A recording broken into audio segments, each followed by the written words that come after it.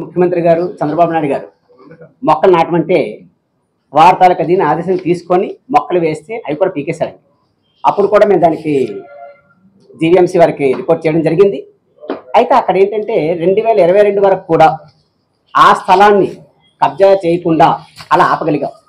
అయితే ఈ 2022లో వైసీపీ ప్రభుత్వ హయాంలో అక్కడి నాయకుల అండదండలతో వాళ్ళు ఆ యొక్క స్థానికులందరినీ కూడా భయపెట్టారు సార్. దానివల్ల వాళ్ళందరూ కూడా కొంచెం వెనకంజ వేశారు. అయితే ఆ మూమెంట్లో కూడా జనవరి 2022 వాళ్ళు బిల్డింగ్ కడుతుండగా రాపర్త్ రాజు అనేటువంటి నేను మాత్రం ప్రాణాలు తెగించి భయపడకుండా అప్పటి కలెక్టర్ గారికి స్పందన కార్యక్రమంలో నేను ఫిర్యాదు చేయగా కలెక్టర్ గారు కూడా స్పందించి దానికి ఆ యొక్క బిల్డింగ్ని కూలవేయమని జేసీబీని పంపించడం కూడా జరిగిందండి. అయితే వారు అప్పటి ఉండేటటువంటి నాయకుల అండదండలతో ఆ యొక్క చర్యని ఆపగలిగారు. అయితే ఇప్పుడు ఉమ్మడి ప్రభుత్వ కార్యాచరణలో రెవెన్యూ సదస్సు అనేది చాలా బాగా దోహదపడిందండి. దీనికి మాత్రం స్పెషల్గా మేము ఇప్పుడు ముఖ్యమంత్రి గారు చంద్రబాబు నాయుడు గారికి, అలాగే జనసేన నేత అధినేత పవన్ కళ్యాణ్ గారికి, మన డిప్యూటీ చీఫ్ మినిస్టర్ గారికి, అలాగే daring and dashing young dynamic minister Shri Nara Lokesh గారికి మేము ప్రత్యేకంగా అభినందనలు తెలియజేస్తున్నాం. ఎందుకంటే వాళ్ళు ప్రజా సమస్యల్ని తెలుసుకోవడానికి, ప్రజా సమస్యలు తీర్చడానికి స్పెషల్గా ఈమెయిల్స్, అలాగే నారా లోకేష్ గారి తాలూకు వాట్సాప్ మాకు బాగా ఉపయోగపడిందండి. వారికి మొత్తం విషయం అంతా కూడా తెలియజేయగానే వారు ఇమీడియట్లీ స్పందించారు.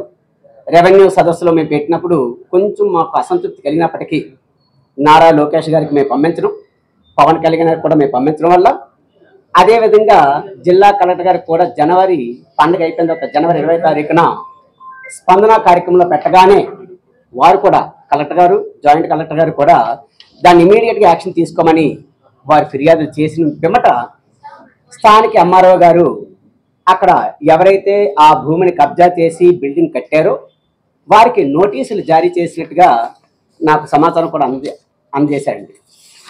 అయితే ఇప్పుడు కబ్జాదారులు ఏం చేస్తున్నారనేసి అంటే దాన్ని ఎలాగైనా అమ్ముకోవాలి, సుమారుగా ఒక 40 లక్షల రూపాయలకి దాన్ని అమ్మేయాలని కోరికతోటి తీవ్ర ప్రయత్నాలు చేస్తున్నారు సార్.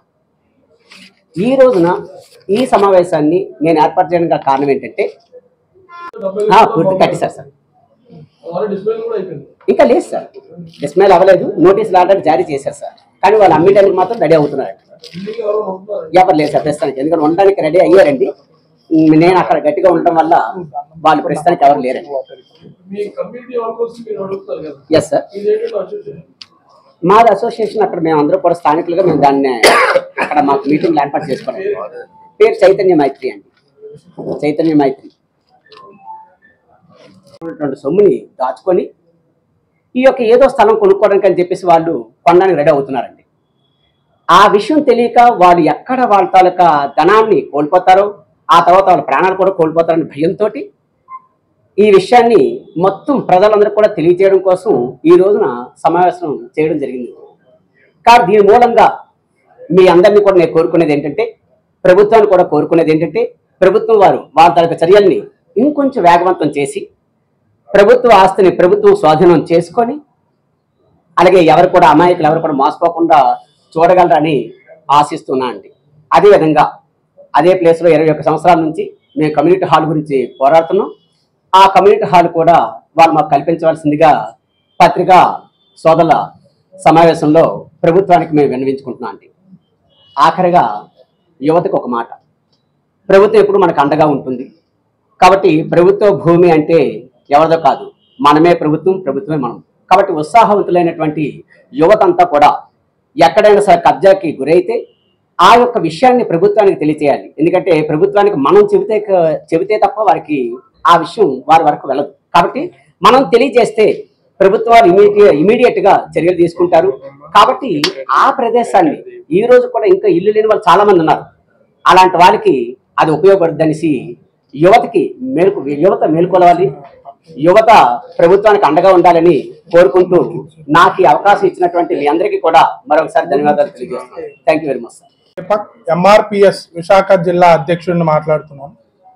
ఏదైతే 94వ వార్డులో అక్రమణకి ప్రభుత్వ భూమి గురి అవుతుందో దానికి సంబంధించిన విషయంపై చర్చించడానికి ఈరోజు సమావేశానికి పత్రికా విలేకరులు ఇచ్చేసినందుకు మీ అందరికీ కూడా ప్రత్యేకమైన ధన్యవాదాలు తెలియజేస్తూ, ఏదైతే మన విశాఖపట్నం పెందుర్తి మండలం కృష్ణరాయపురం నివాసి అయినటువంటి కోక రాఘవరావు గారు నమస్కరిస్తూ, ఏదైతే మనకి 94వ వార్డులో ఉన్నటువంటి అప్పుడు ఏదైతే పట్టాలు లేనప్పుడు ఎస్సీ వెల్ఫేర్ సంఘాలు అనేది ఉన్నాయండి, వాళ్ళు గ్రామకంఠంగా ఏర్పడి వీళ్ళకి 40 గజాలు అనేది ఏర్పాటు చేయడం జరిగింది.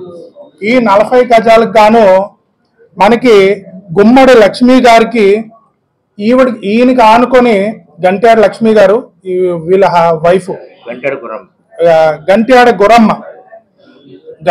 గురమ్మ అనే ఆవిడికి 57 గజాలు, గుమ్మడి లక్ష్మికి 57 గజాలు ఇవ్వడం జరిగిందండి. ఈయనకి ఆనుకొని ఏదైతే మన కోన రాఘవరావు గారికి ఆనుకొని 57 గజాలు ఇవ్వడం జరిగింది. కానీ ఎవరైతే మరి పోయిన ప్రభుత్వంలో ఉండబడే వైసీపీ నాయకులుగా చలామణి అవుతున్న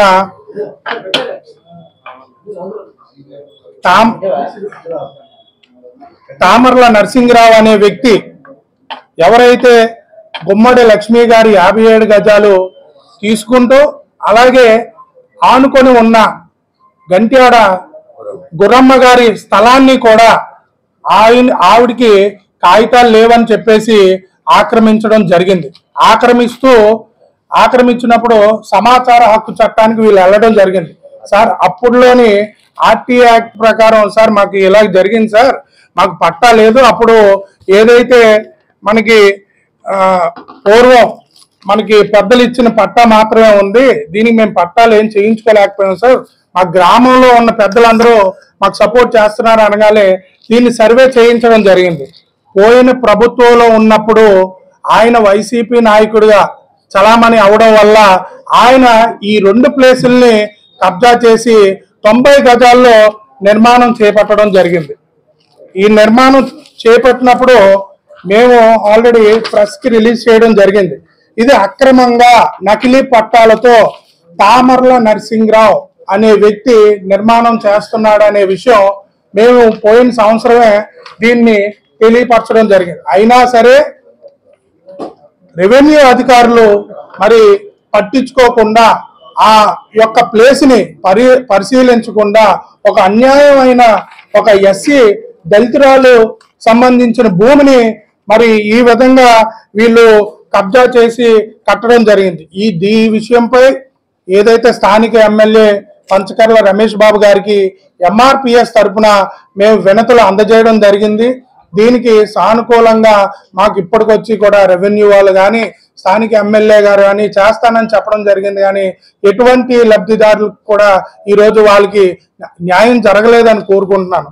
ఎందుకంటే ఈరోజు దళితులు ఆ రోజు 94లో ఉన్నప్పుడు మరి ఏ పట్టాలు లేకుండా ఆ భూముల్ని 40 గజాల చొప్పున నివాస స్థలంగా కేటాయించుకొని స్థిర నివాసం గత 40 సంవత్సరాల నుంచి ఉన్నప్పటికీ కూడా అక్కడ అగ్రకులాల ధోరణి ఈ రోజు ఎక్కువైపోయి కబ్జాదారులు ఆ ప్లేస్ మీద కబ్జా చేయడం జరుగుతుంది. కాబట్టి ఈ 90 గజాల్లో ఉన్నటువంటి ప్లేసు మరి ఇందులో 40 గజాలు ఎవరైతే గుమ్మడి లక్ష్మి అనే వ్యక్తికి చెందాల్సింది ఉంది కాబట్టి గంటాడి దేవికి చెందాల్సింది ఉంది కాబట్టి దయచేసి సమగ్రమైన దర్యాప్తు చేయించి ఈ ప్రెస్ నోట్ ద్వారా మీ అందరి ద్వారా ఎవరైతే బాధితులు ఉన్నారో 94వ వార్డులో అక్రమాలకు గురవుతున్నాయో వాళ్ళందరికీ కూడా న్యాయం చేయాలని కోరుకుంటూ ఎంఆర్పిఎస్ నుంచి డిమాండ్ చేస్తాం.